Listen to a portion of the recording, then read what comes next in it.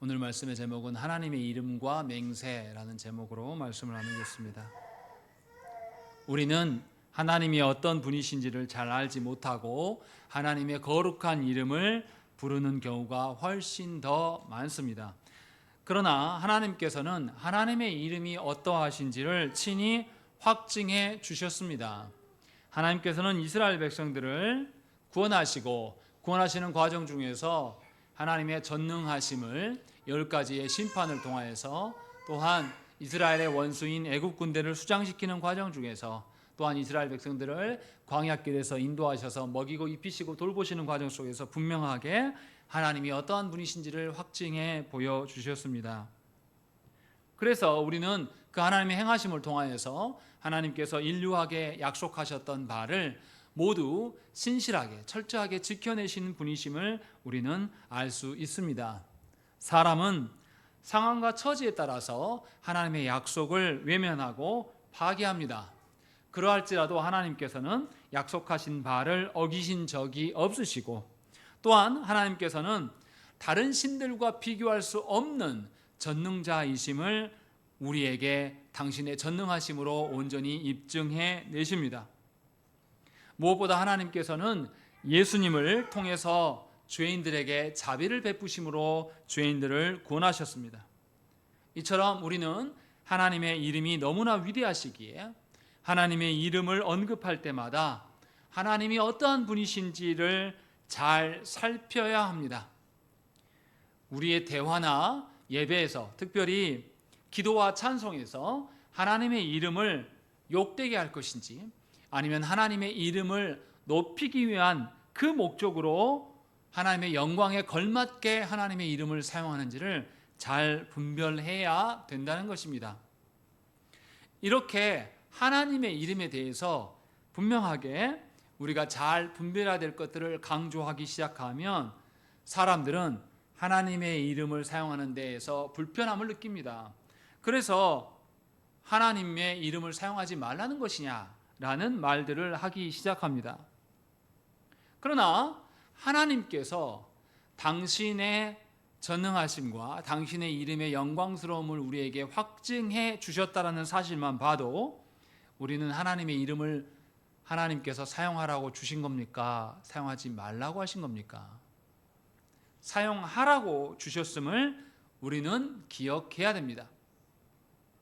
다만 우리가 하나님의 이름을 사용할 때마다 하나님께서 우리의 말이 진실하고 정직한 것인지를 분명하게 살펴보신다는 사실을 잊어서는 안 됩니다.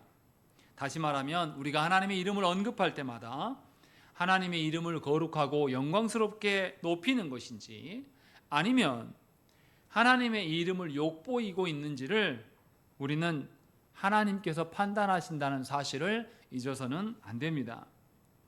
이것이 바로 하나님께서 우리에게 맹세를 할 수 있도록 당신의 이름을 주신 이유입니다. 우리는 하나님의 이름으로 맹세하고 소원을 할 수 있습니다. 즉 다시 말하면 주님 앞에서, 그리고 주님의 능력 안에서 무엇인가를 행하겠다고 약속하는 것, 이것이 맹세가 된다는 것입니다. 이처럼 우리의 맹세하면 그리스도의 영역 안에서 하나님의 영광을 위하여서 행하는 것이에요. 그래서 맹세하는 것은 매우 엄숙하고 중대한 일입니다. 반드시 목적이 특별하다는 것을 알아야 되는 것이죠. 이것이 하나님 앞에서 맹세함의 올바른 태도입니다. 그러면 이것을 우리가 이제 어떤 방식으로 더 살펴야 될지를 이제 보셔야 되는 거죠. 하나님의 이름을 가장 많이 사용하는 것은 사실 기도입니다. 하나님께서 우리에게 너희들 마음대로 기도하라 하지 않으셨어요. 하나님께서 우리에게 이렇게 기도하라 라고 주신 것이 무엇입니까? 주기도문이에요. 그런데 주기도문은 6가지의 간구로 나와 있는데 첫 번째 간구를 잘 보십시오. 하늘에 계신 우리 아버지여, 이름이 거룩히 여김을 받으시오며 라고 이야기를 합니다. 먼저 하나님의 이름을 불러요. 하늘에 계신 우리 아버지여 라고 불러놓고 하나님의 그 이름이 이 땅 위에 영광스럽게 거룩하게 존중받으셔야 됩니다라는 것들을 언급하고 있는 것이죠.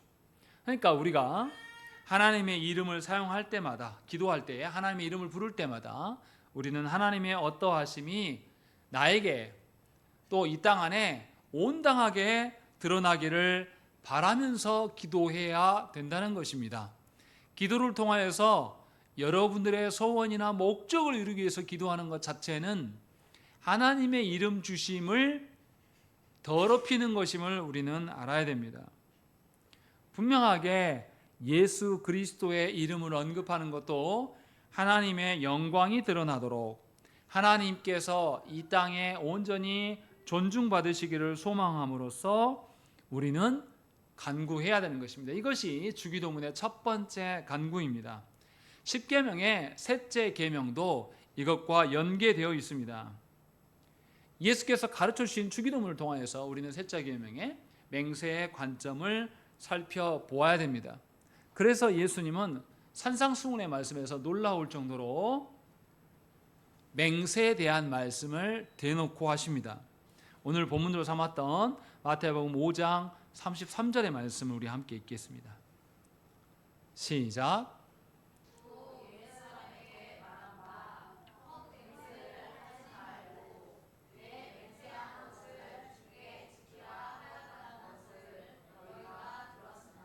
예, 예수님은 맹세를 갑자기 꺼내지 않으세요. 앞에 먼저 다른 것을 이야기합니다. 앞에 봐보십시오.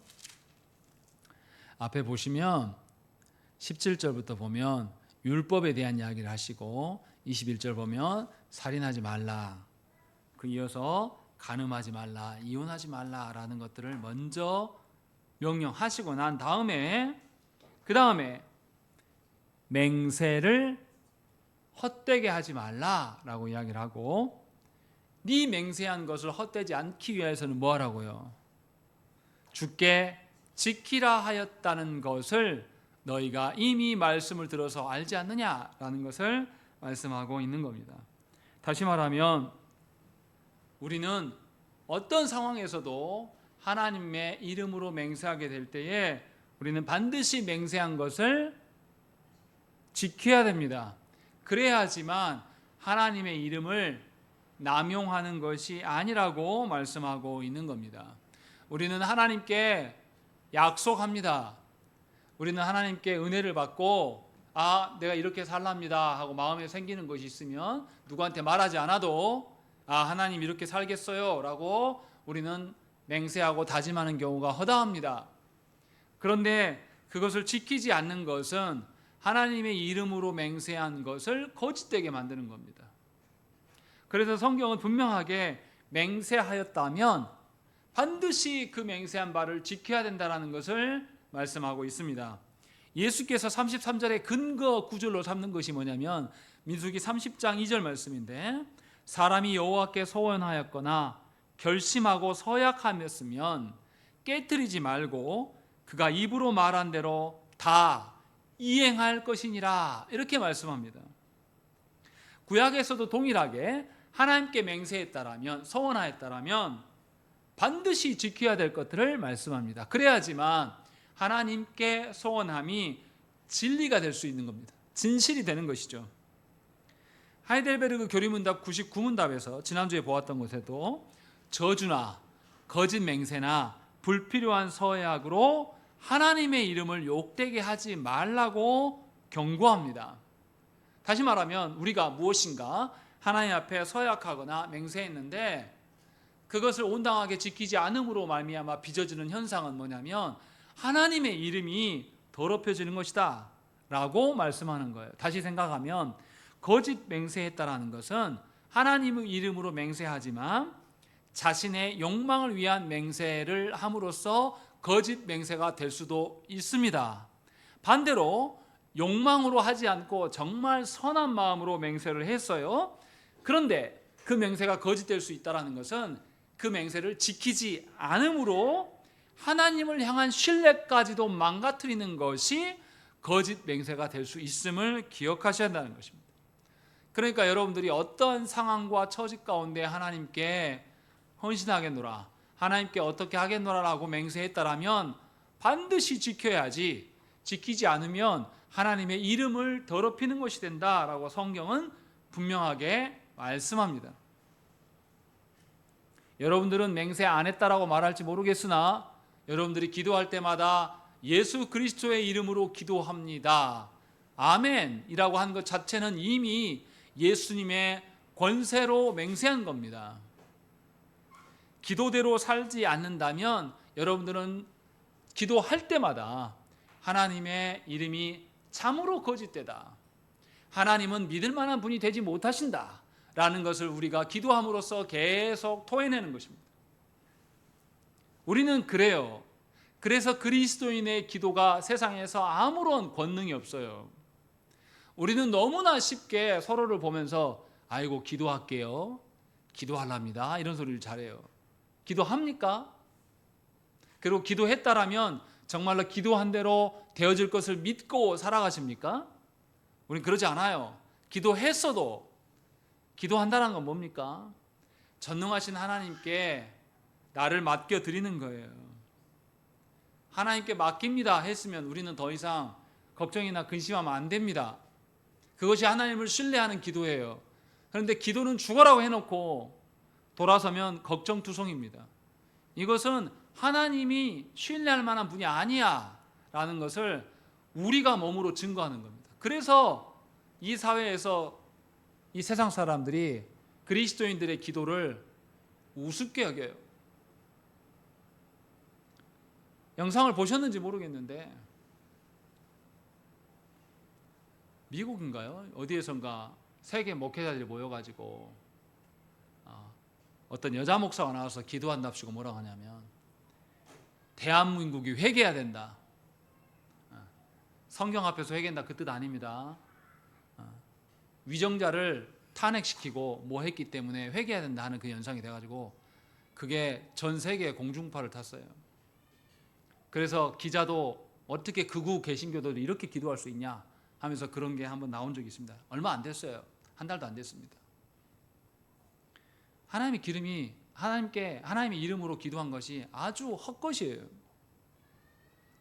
교회가 세상 사람들도 인정하지 않은 불의함과 부당한 자들을 위하여서 기도하고 있는 것은 하나님의 이름값을 떨구는 겁니다. 하나님의 어떠하심을 증거하지 않게 되는 것입니다. 그러면 생각을 해봐야 돼요. 이렇게 우리는 하나님의 이름을 마음대로 사용합니다. 기도할 때도 그렇고 찬양할 때도 그렇고 하나님께 맹세함에 있어서 부작용이 막심해요. 우리가 쓰면 쓸수록 더욱더 하나님의 이름이 더럽혀집니다. 정말로 근데 하나님께서 우리에게 맹세하도록 허락하신 것일까? 라는 것을 생각을 해봐야 돼요. 맹세라는 것이 뭔지를 먼저 생각해야 됩니다. 맹세는 아주 특별한 목적을 가지고 하나님의 이름을 부르는 겁니다. 하나님의 이름을 사용하는 거예요. 맹세를 통해서 우리는 우리의 의로움을 입증하려고 하면 안 돼요. 맹세를 통해서 우리는 의롭고 거룩하시며 전지전능하신 하나님께 우리의 간구를 들어주시기를 요청하는 겁니다. 그래서 우리는 맹세할 때마다 하나님께서 우리의 한 말을 지킬 수 있도록 도와주시기를 구해야 됩니다. 또한 하나님 앞에서 우리가 신실하게 살아갈 수 있기를 구해야 됩니다. 또한 우리가 약속을 지키지 못할 때 하나님께서 우리를 심판하실 것을 믿는다, 하나님의 심판이 있을 것을 내가 전제하고 삽니다라는 고백이 있어야지만 맹세가 맹세다울 수 있는 겁니다. 다시요, 하나님께 맹세했다면 하나님의 이름으로 기도하거나 하나님의 이름으로 내가 무엇을 하겠습니다 라는 그런 맹세가 있다면 우리는 반드시 맹세하면서 기억해야 될 것이, 우리가 우리 힘으로 지킬 수 없기에 하나님께서 이 맹세를 지켜달라고 하나님께 간구해야 됩니다. 하나님의 도우심을 구해야 되는 것. 또 다른 측면으로 우리가 하나님의 이름으로 맹세하였기에 이 맹세를 지키지 않으면 하나님의 이름을 더럽히는 것이기에 당연히 하나님의 심판을 받을 수밖에 없음을 기억해야 한다는 것이죠. 이것이 맹세의 두 전제예요. 그래서 하이델베르그 101문에도 보면 보십시오. 뭐라고 되어 있습니까? 네 번째 줄을 보십시오. 그러한 맹세는 하나님의 말씀에 근거한 것이며 그렇기에 구약과 신약의 성도들도 이것을 옳게 사용해 왔습니다 라고 말씀하는 거죠. 신명기서의 말씀을 보면 하나님의 언약에 대한 이야기를 합니다. 하나님의 언약을 신실하게 지키면 하나님께서 복 주실 것이고 언약에 대해서 신실하게 지키지 않으면 하나님께서 저주하실 것이다. 그리고 저주의 내용을 아주 구체적으로 밝히세요. 신명기 28장에 너희가 저주하게 되면 이 나라가 없어질 것이고 너희의 자녀들이 포로로 끌려가게 될 것이며 너희의 아내는 다른 사람들이 품게 될 것이며 너희가 심은 나무의 열매는 다른 사람이 와서 따먹으며 너희가 지은 집은 너희가 들어가 보기도 전에 다른 사람이 차지하게 될 것이다 라는 것들을 구체적으로 밝힙니다. 이렇게 성경은 분명하게 맹세하는 자들, 하나님의 이름을 사용하는 자들에게 하나님의 불꽃 같은 눈동자의 심판이 있음을 경고합니다. 그러면 우리는 잘 알아들어야 돼요. 이게 무슨 소리인지. 성경에서 아브라함이 자기 아들 이삭의 배우자를 찾기 위하여서 자기 종 엘리에셀을 보냅니다. 보낼 때 그냥 안 보내요. 맹세를 시키고 보냅니다. 어떤 맹세를 시킵니까? 가나안 땅에서 가나안 사람들 중에서 이삭의 배우자를 찾지 않을 것, 이것을 아브라함이 요청합니다. 그리고 또 엘리에셀이 그러면 내가 먼 땅에 가서 당신의 고향 땅에 가서 구할 텐데 처자가 안 따라온다면 내가 다시 당신의 아들을 데리고 가야 됩니까? 라고 물어봐요. 그때 아브라함이 하나님께서는 우리로 이 땅을 벗어나지 않게 하셨다. 그러면서 아들 이삭을 어떠한 경우에도 데리고 가지 말 것을 부탁합니다. 그래서 이 종은 이것을 맹세합니다. 생각을 해보세요. 여러분 같으면 혼기에 찬 아들의 배우자를 구하는데 못 구할 가능성이 있지 않습니까? 먼 땅에 우리의 처자가 있을지 없을지도 모를 것이고 우리의 지금 있는 이 가나안 땅에서부터 멀어지면 멀어질수록 처자네 집에서 보내주겠습니까? 안 보내질 가능성이 굉장히 높아요. 그런데 아브라함은 뭐라 그러냐면 가나안 땅에서는 절대 배우자 찾지 마라. 그리고 반드시 배우자가 안 따라온다고 해서 이삭 데리고 가지 마라. 이것은 이삭의 배우자를 쉽게 구하겠다는 겁니까? 어렵게 구하겠다는 겁니까? 어려움에 처할지라도 하나님이 명령하신 것 안에서 행하자, 이런 방식으로 맹세를 요청하는 겁니다. 그러니까 우리는 아무리 믿기 어려운 상황과 처지에 놓여 있을지라도 하나님의 이름에 근거하여서 맹세함을 시행해야 됩니다. 왜냐하면 하나님의 이름이 그러하시기 때문이에요. 하나님의 이름은 불가능이 없으신 분이에요. 시대가 달라졌다고 할지라도 여전히 우리는 우리의 마음을 아시는 분이 오직 하나님이시다라는 것을 알고 하나님께 진실을 증언해야 됩니다. 거짓 맹세를 하면 하나님께서 나를 반드시 벌하실 것이라는 것을 알고 간구해야 됩니다. 특별히 언약 백성인 성도는 세상 속에서 불신자들 사이에서 맹세함으로 하나님의 이름을 드러내며 살아가는 자들이에요. 그렇다면 하나님의 이름으로 맹세하면서 살아가기 때문에 성도된 우리는 세상 속에서 누구보다도 의롭고 거룩하신 하나님을 반영하는 맹세를 지켜야 된다는 것입니다. 사람들 다 안 지키는데 나 혼자 지켜서 뭐 할 것인고, 이런 말 하면 안 돼요. 남들 다 신호를 어기고 다 건너가는데 뭐 하려고 내가 서 있어 하면서 같이 건너가면 안 됩니다. 이것이 맹세하는 자가 맹세를 힘있게 하는 방식이라고 말씀하고 있는 거예요. 맹세함의 힘은 하나님으로부터 옵니다. 그래서 하나님의 온전하신 방식으로 우리는 맹세대로 온전히 준행하고 살아가야 된다는 것입니다. 하나님께서 왜 이런 방식으로 우리에게 맹세를 허락하셨는지 생각을 해봐야 돼요. 어떻습니까? 오전에도 설교할 때 말씀드렸지만 저국교회가 교회다운 교회고 거룩하고 누구든지 동경할 만한 그런 교회입니까? 우리 시대 교회는 욕먹을 만한 교회예요.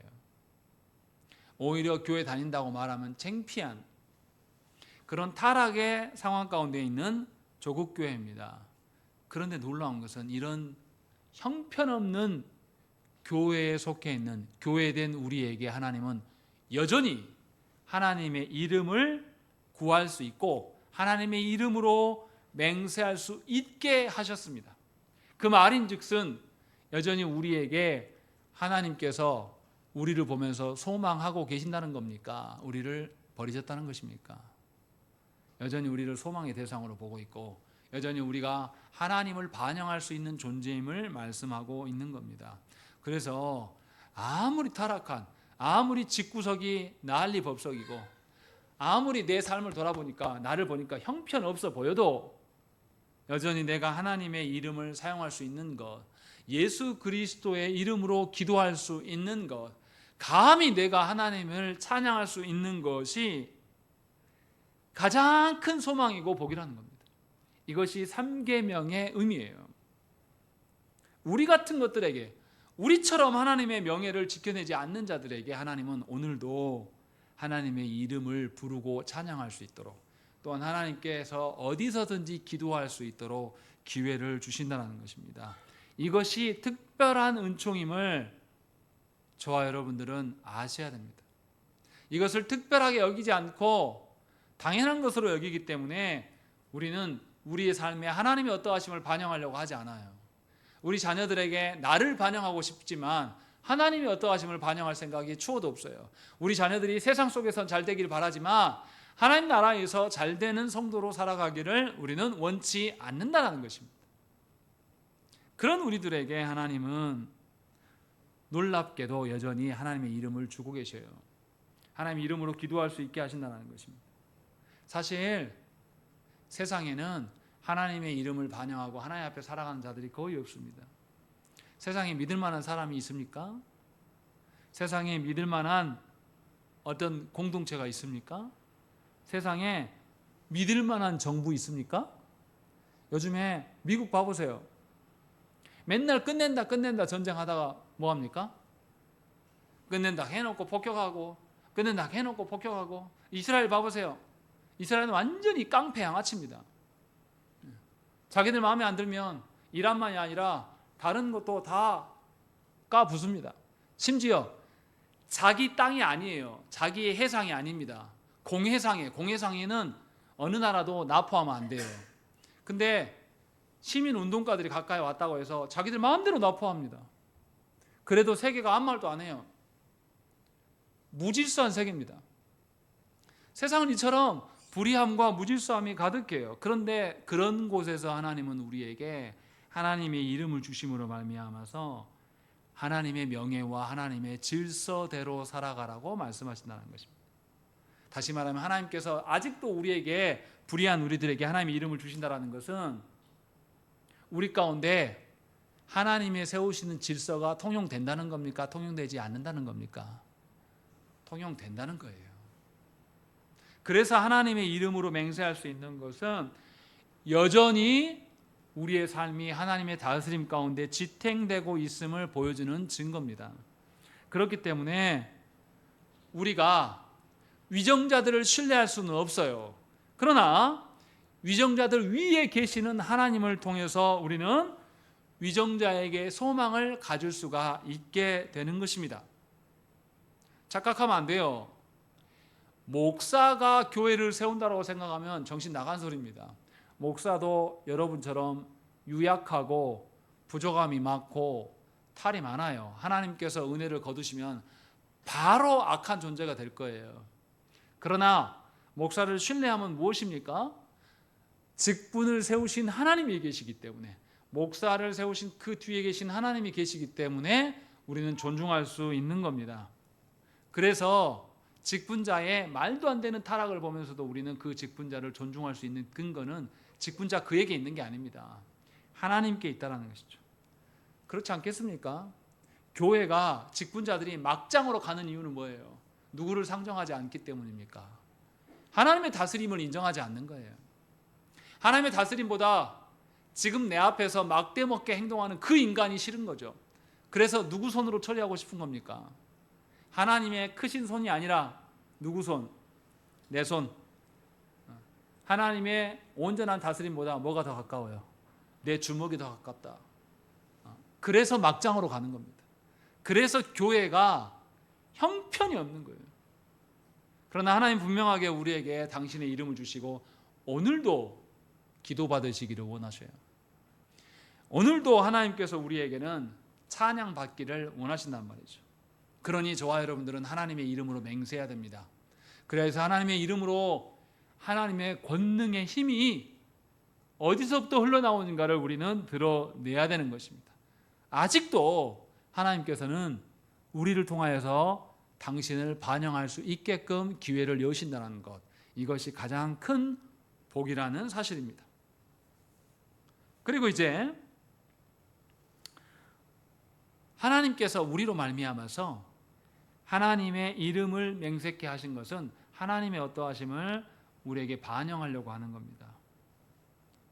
근데 또한 동시에 우리 자신을 보면 우리가 죄로 인하여서 얼마나 불의하고 악한 존재인가를 또 확인케 하시는 것이기도 해요.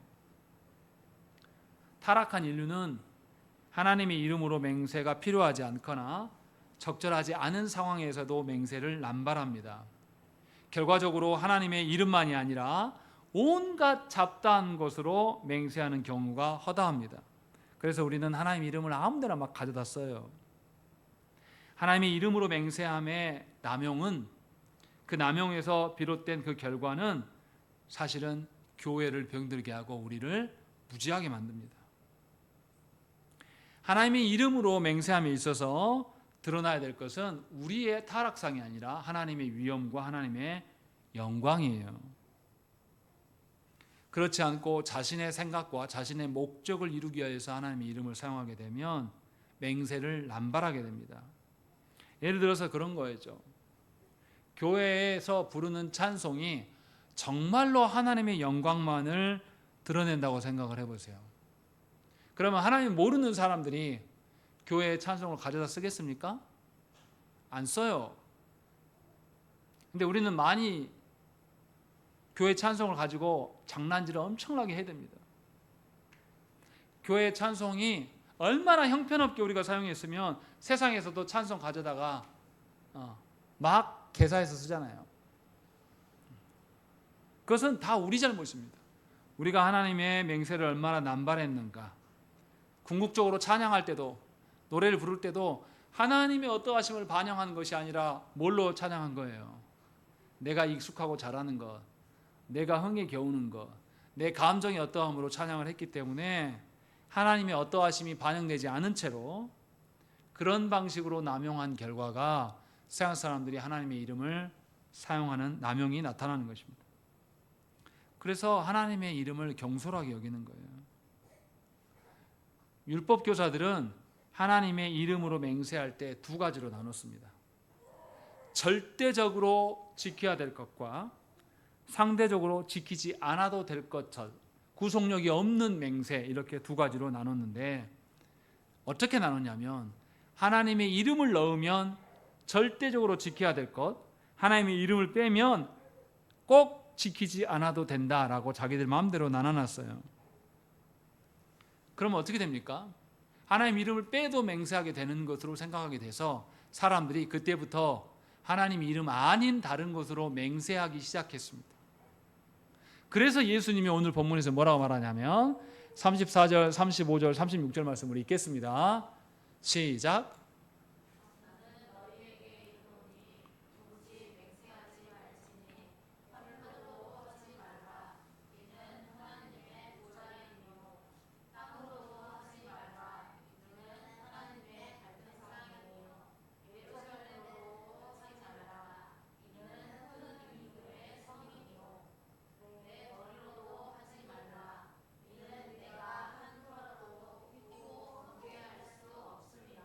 율법 교사들이 하나님의 이름으로 막 맹세하면 너무나 부담스러우니까 다른 걸로 맹세하자 해가지고 다른 방식으로 막 맹세해요.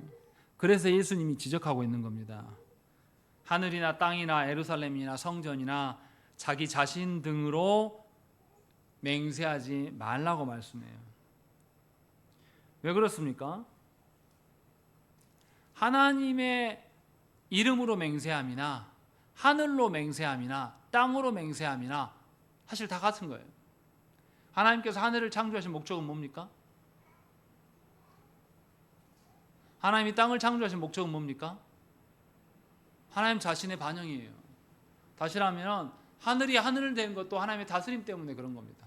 그래서 하늘로 맹세해도 사실은 하나님의 것이기 때문에 누구를 반영할 수밖에 없어요. 하나님을 반영할 수밖에 없습니다. 그래서 예수님이 34절 그러지 않습니까?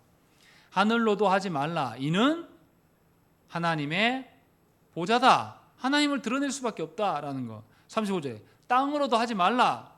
이는 하나님의 발등상이다. 여전히 땅으로 해도 하나님을 드러낼 수밖에 없는 것이다 라고 이야기하면서 하나님 아닌 다른 것으로 맹세할 수 있는가 라고 했을 때 맹세할 수 없다고 예수님은 분명하게 말씀하고 있는 겁니다. 여기서 우리가 생각해야 될 게 뭡니까? 우리가 어떤 맹세를 가든지 간에 하나님을 반영할 수밖에 없다라는 거죠. 이것이 맹세의 특징이라고 말씀하고 있는 겁니다. 그래서 마태복음 23장 16절 말씀에 뭐라고 그러냐면 잘 들어보세요. 화 있을진저 눈먼 인도자여 너희가 말하되 누구든지 성전으로 맹세하면 아무 일 없거니와 성전에 금으로 맹세하면 지킬지라 하는도다 라고 예수님이 지적하는 거예요. 웃기지 않습니까? 성전으로 맹세하면 안 지켜. 근데 성전 안에 있는 금으로 맹세하니까 사람들이 지켜요. 왜요? 금이 귀중하니까. 금이 가치로운 것이니까. 이것은 하나님 말씀하신 맹세가 아니다라는 거예요. 헛소리하고 있다라는 거죠. 우리도 그렇다라는 거예요. 우리가 다른 사람에게 뭔가 약속을 하는 것, 이 약속하는 것은 너도 그렇고 나도 그렇고 다스리는 분이 누구다? 하나님이시다라는 걸 전제로 지금 말씀하고 있는 거예요. 실제로 하나님은 믿는 자만이 아니라 믿지 않는 자까지도 다 다스리시는 분이에요. 그러니까 우리 간에 서로가 약속한 것, 약속이 지켜지고 안 지켜지는 것은 다 누구 손 안에 있는 겁니까? 하나님 손에 있는 거예요. 다시 말하면 우리는 사람들끼리 뭔가 맹세하고 약속을 정해도 사실은 하나님의 다스림을 반영하는 겁니다. 그러니까 다른 것으로 아무리 갖다 끌었어도 사실은 하나님 안에서밖에 할 수가 없어요. 그렇지 않겠습니까? 하나님께서 피조세계를 만드셨어요. 피조세계를 만드신 목적이 뭐예요? 하나님을 반영하기 위함이에요. 자연의 질서를 쭉 보니까 뭐 어떤 체계가 있네, 어떤 질서가 있네. 이 질서들을 모아보니까 이것이 진리인 것 같아. 이것이 과학이다 라고 이야기합니다. 그래서 과학을 막 연구하다 보니까 이게 신이 없는 것 같은데, 과학의 질서로 돌아가는 것 같은데, 그래서 스티븐 호킹 박사는 과학을 보면서 신은 없다 라고 본인이 말했어요. 이것은 아주 무지한 소리입니다. 하나님을 반영하도록 하나님께서 모든 피조세계를 만들었는데 피조세계를 보면서 하나님 없다고 말해요. 불행한 거죠. 우리도 그렇습니다. 우리도 예배드리는 이곳에 와서는 하나님이 계신 것처럼 행동해요. 근데 저 문 밖에 나가고 나면 우리의 삶의 질서가 하나님이 아니라 세상의 논리로 바뀝니다. 그래서 직장에 나가면 하나님의 질서 필요하잖아요. 직장의 질서, 세상에 말하는 논리로 살아가는 분들이 너무나 많습니다. 그러나 분명하게 이렇게 하면 할수록 우리는 하나님의 진리, 하나님 말씀하시는 진실을 호도시키는 겁니다. 어떤 사람하고 나하고 관계를 뭔가 약속을 정하면 그 약속을 지킬 수 있게끔 하시는 하나님이 도우시지 않으면 우리는 약속 못 지키거든요. 그러지 않습니까? 제가 누구랑 약속했어요. 네, 약속했는데 그럼 내가 그 약속 시간에 가려면 내가 몇 분에 집에서 출발하면 되겠다 하고 딱 출발했단 말이죠. 근데 갔는데 차가 막히네. 그럼 어떻습니까? 약속을 지킵니까? 못 지킵니까? 못 지켜요. 이렇게 될 줄 알았습니까? 몰랐습니까? 몰라요. 우리는 하나님께서 길을 열어주시고 해야지 우리는 지킬 수 있는 자들이에요. 다시 말하면 우리가 누군가 약속하고 살아가도 그 근간에 하나님의 다스리심 없이는 우리는 살아갈 수 없는 존재임을 성경은 말하고 있는 거예요. 그런데 우리는 마치 하나님의 이름을 걸지 않으면 일상생활에서 우리끼리 하는 약속은 그냥 안 지켜도 될 것처럼 생각한단 말이죠. 그러니까 그리스도인들이 하나님의 온전한 다스리심을 믿는다라면 맹세를 남용하지 않게끔 사용할 겁니다. 맹세를 했다면 무슨 일이 있어도 지키려고 하는 것이 그리스도인이 되어야 한다는 거죠.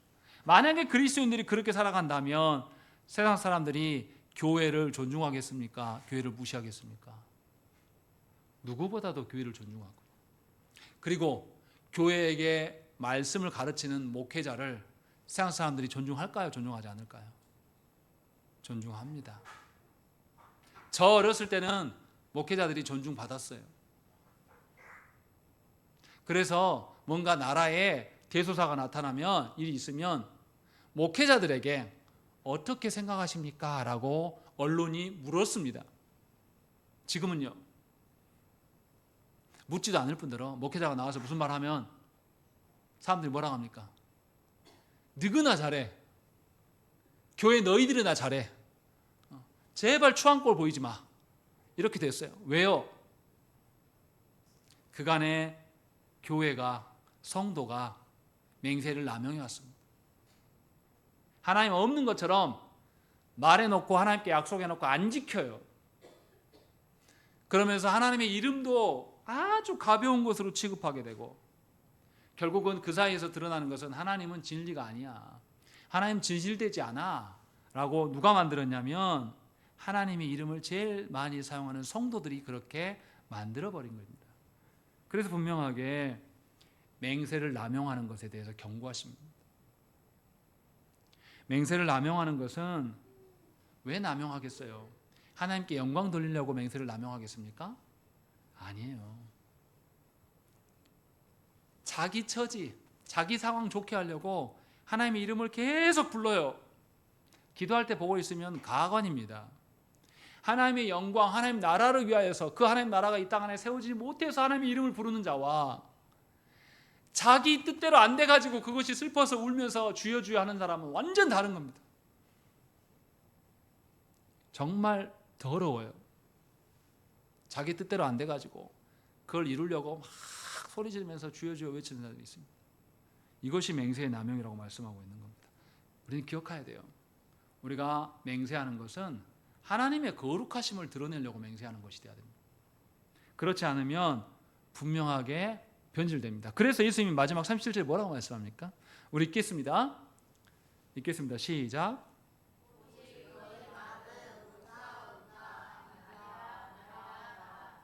예, 분명하게 옳다 옳다, 아니라 아니라 하라라는 것이죠. 이게 무슨 말입니까? 옳으면 옳다, 아니면 아니다 라고 정확하게 표시하라는 겁니다.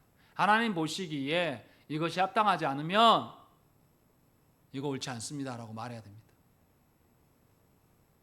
그런데 죄송하지만 한국교회 기독교인들은 말하고 싶은데 사람 관계가 더 중요해요. 그래서 말하지 않습니다. 의도적으로. 이것은 하나님의 맹세를 남용하는 겁니다. 다른 사람은 다 말 못해도 누구는 말할 수 있어야 돼요. 여러분들이 진정한 성도라면 옳지 않은 일에 대해서는 옳지 않다고 말할 수 있어야 됩니다. 옳은 것에 대해서는 맞습니다, 정말 그렇습니다 라고 말할 수 있어야 돼요. 근데 자기의 입장을 표명하지 않는 것. 우리 시대 봐보세요. 저는 정말 이 사회가 추접스러워서 못 보겠어요. 연예인들 나와가지고 빨간색이냐 파란색이냐 이야기 나오면 말하면 안 돼, 말하면 안 돼, 나 끝나. 유튜버들도 나와서 뭐라고 합니까? 나 빨간색인가 파란색인가 말하는 것에 대해서 뭐라고 말해요? 나 그러면 유튜버 폭망해 라고 이야기해요. 진리를 추구하는 인간이 하나도 없어요. 진리를 추구하면 안 된다라고 말합니다. 그것을 표현하는 것 자체가 망하는 길이라고 말해요. 그래서 최근에 보세요. 선거관리위원회가 뭔가를 잘못하니까 부정선거 음모론 하는 놈들이 막 쏟아져 나와서 이제 누구를 향해서 손가락질합니까? 연예인들. 윤석열 탄핵할 때, 윤석열이 내란 일으킬 때 촛불 들고 사람들이 나가니까 연예인 아이유가 결제를 해줬잖아요. 가게들한테 커피나 빵이나 이런 거를 결제해놓고 응원합니다, 많이 드세요 라고 했어요. 그러니까 이번에 부정선거, 사실은 부정선거가 아니고 잘못된 거죠. 선거관리위원회 잘못했으니까.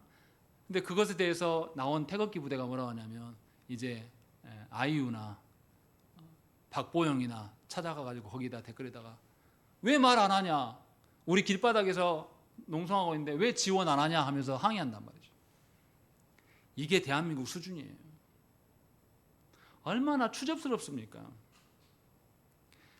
중국이 와서 우리나라 선거를 막 해파했다, 그런 증거가 어디 있습니까? 선거관리위원회가 부패한 건 맞아요. 그것은 당연히 지탄받아야 되고 처벌받아야 될 일입니다. 그러나 법이 선거관리위원회를 건드리지 못하도록 만들어놨어요, 오랫동안. 그래서 이 내부적인 타락감이 있습니다. 이것은 처벌해야 되겠죠. 그렇다고 해서 음모론이 있고 우리나라 부정선거로 대대로 해왔냐? 그건 또 아니에요. 이걸 구별해야 되는데 구별함이 없습니다. 자기 편 안 들면 가서 깽판을 칩니다. 이것이 무슨 진리가 통용되는 사회예요. 이런 것들이 우리 안에 벌어지고 있습니다. 얼마나 볼썽사납습니까? 연예인, 공인이 되면은 자기의 옳은 것을 말하면 안 된다고요? 그럼 이 사회는 어떻게 지탱됩니까? 정신 차려야 돼요. 우리 사회에 공인들이 나와서 바르고 옳은 것을 말 못하게 만드는 것, 사회가 아주 불의하고 타락한 사회입니다. 이렇게 만든 장본인은 저는 교회라고 봅니다. 성도들처럼 간사한 일들이 없어요. 불리하면 말하지 않습니다. 하나님의 뜻이 분명한데도 그 분명한 것을 말하지 않아요. 왜냐하면 자기 목적이 있거든요. 교회도 마찬가지입니다. 성도들이 불의하게 살아가는 데 있어서 교회가 지적하지 않습니다. 교회가 치리하지 않은 지가 수십 년이 지났습니다. 여러분들 교회가 치리한 것 한번 본 적이 있습니까? 교회가 치리하면서 치리받는 것을 경험한 적 있습니까? 없을걸요? 한 번도 주님의 말씀처럼 우리는 하나님의 이름을 사용한 적이 없어요. 여러분들이 경험한 교회는 다 그런 교회입니다. 그런데 그 논리로 살아가면서 여전히 말하지 않아요. 그러니까 자녀들이 범죄해도 어떻게 해요? 우리는 다윗처럼 징계하지 않고 마음 상하지 않게 내버려 둡니다. 그래서 하나님이 징계해서 세 아들을 다 데려가십니다. 성경에서 분명히 말해요. 다윗이 징계하지 않음으로 말미암아 아도니아가 타락의 길을 갔다. 그럼 징계해야죠. 그런데 우리는 이 말씀을 보고도 말씀대로 살지 않는 자녀들에게 아무 말 하지 않아요. 예수께서 30절에 말씀하신 것처럼 옳다 옳은 것에 대해서는 옳다 해야 되고 아닌 것에서는 아니라고 권면을 해야 됩니다. 듣든지 아니 듣든지. 그래서 진리가 통용되는 사회가 될 수 있도록 하는 것이 맹세를 남용하지 않는 제일 첫걸음이라고 말씀하고 있는 것이에요. 그러니까 분명하게 우리는 서로가 서로에게 대할 때에 진리는 진리라고 말할 수 있어야 됩니다. 진리 아닌 것을 우겨서 진리라고 말하는 사람이 있으면 나라가 나서서 야, 너 그거 잘못됐어 라고 지적할 수 있어야 돼요. 어찌된 것인지 우리 사회는 어떻습니까? 자라나는 청소년들이 담배 피고 막 양아치 짓을 해도 어른들이 애들을 무서워해요. 말 한마디도 못하는 사회입니다. 이거 누가 만들었습니까? 장년들이 불의함 속에서 거짓으로 도배하면서 살아온 거예요. 그래서 그거 보고 따라하는 거예요. 정확하게 징계해야죠. 잘못하면 나이가 어리든지 말든지 촉법이든지 말든지 간에 징계해야 될 거 아닙니까? 징계하지 않아요. 징계하지 않은 것이 마치 덕인 양. 그러나 예수님 분명하게 말씀해요. 애매모호하게 태도를 취하지 말라라고 말씀합니다. 진리 앞에 애매모호한 게 어디 있습니까? 애매모호하게 하겠다라는 것은 하나님의 뜻을 존중하는 겁니까? 자신의 입장을 존중하는 겁니까? 내 자신의 입장 정리하고 있는 거예요. 여러분들이 정말 그리스도인이라면 여러분들의 입장, 이미지 관리하지 마세요. 하나님 앞에서 진리가 무엇인지를 말할 수 있어야 돼요. 그래서 우리가 속한 교회나 가정 안에서 진리가 진리로 통용될 수 있도록 우리 자녀들이 애매모호한 태도를 취하지 않도록 가르치시고 살아가야 한다는 것입니다. 그래야지만 우리가 살아가는 모든 관계 속에서 우리가 살아가는 모든 질서가 진리에 기반한 질서가 되는 거예요. 그래서 누구도 거짓을 말하고는 살 수 없는 사회로 만들어가야 되지 않겠습니까? 이것이 하나님께서 우리를 다스리시는 방식이에요. 분명하게 잠언 15장 3절 말씀에 여호와의 눈은 어디서든지 악인과 선인을 감찰하시느니라 이렇게 말씀합니다. 하나님께서는 여러분들의 발언과 생각하는 것을 다 보고 계십니다. 어느 순간에 하나님의 진리가 아니라 자기 입장 정리했는가, 자기 이미지 관리했는가 하나님께서 그냥 넘어가시는 분이 아니시라는 거죠. 다시 말씀드리지만 우리는 신자를 만나든지 불신자를 만나든지 하나님의 진리의 토대 위에서 서로를 대할 수 있어야 되는 것입니다. 서로가 서로를 관계 맺을 수 있는 것도 하나님이 도와주실 때에 관계가 가능한 것이기 때문에 우리는 하나님의 말씀의 진리로 말미암아서 서로를 대하고 약속하고 약속을 지켜내는 자로 살아가야 되는 것이죠. 교회가 이런 자로 살아간다면 이 땅 안에 하나님의 질서가 없을 수가 없어요.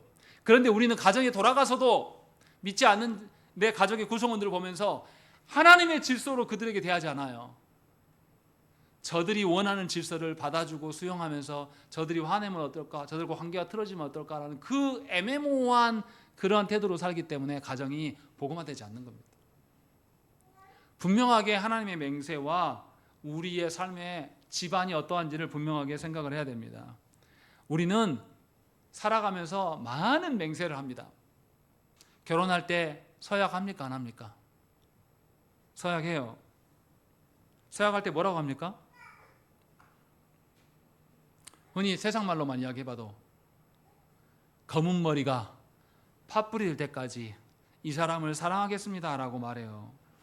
이 말은, 이 서약은 좋은 날이나 괴로운 날이나 슬픈 날이나 모든 날 속에서 이 언약을 지켜나가겠다고 말하는 겁니다.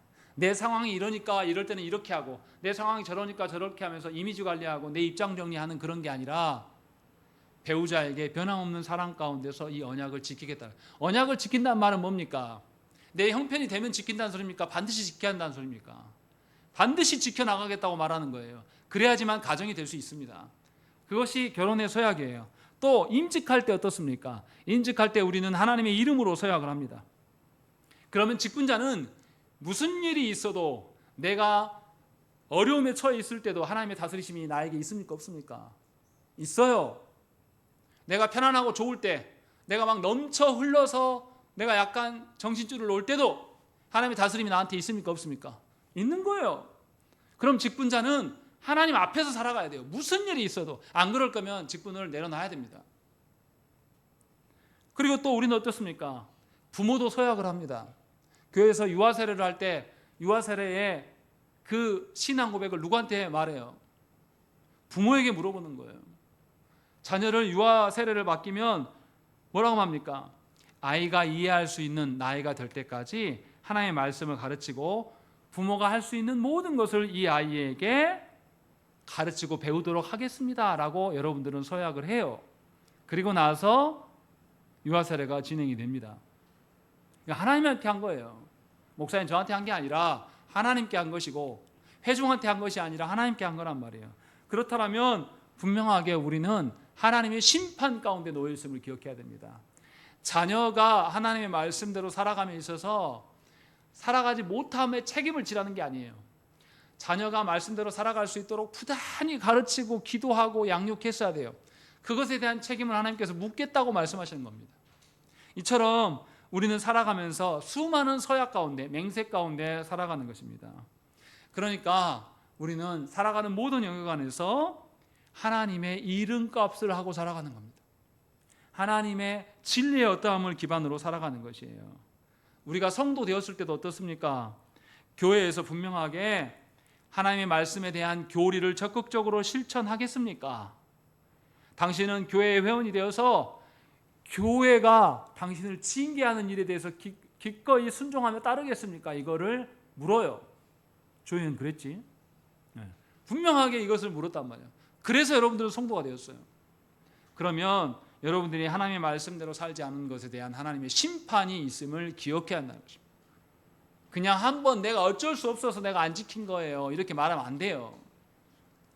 하나님 앞에 심판을 각오하고 안 지키십시오.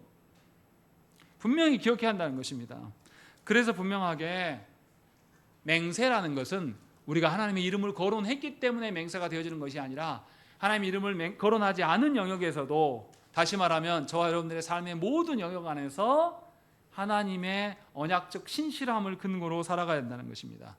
가정에서의 생활도 그렇고, 교회 생활도 그렇고, 또 직장에서의, 또 친구 관계에서도 또 사회생활에서도 분명하게 모든 영역에 맹세의 정신이 발현되어야 됩니다. 맹세한다는 것은 하나님이 우리 모든 관계를 지탱하시고 지속하신다. 그러니 하나님의 질서로만 내가 모든 관계를 이루고 살아가겠다. 그래야 해서 우리의 모든 관계에서 하나님의 영광만이 드러나게 하겠다. 이것이 그리스도인들에게 있어야 될 맹세의 정신입니다. 바라기는 여러분들의 3계명을 얼렁뚱땅 그냥 건너뛰면 안 돼요. 여러분들의 삶의 모든 지경 안에 하나님의 다스리심이 있습니다. 그렇기 때문에 여러분들은 어떠한 상황 속에서도 어떠한 사람들과 관계를 맺고 살아가면서도 하나님의 이름을 드러내고 하나님의 영광을 드러내므로 진리의 토대 위에 살아가셔야 된다는 것입니다. 이것이 3계명이 말씀하시는 정신입니다. 우리 함께 기도하겠습니다.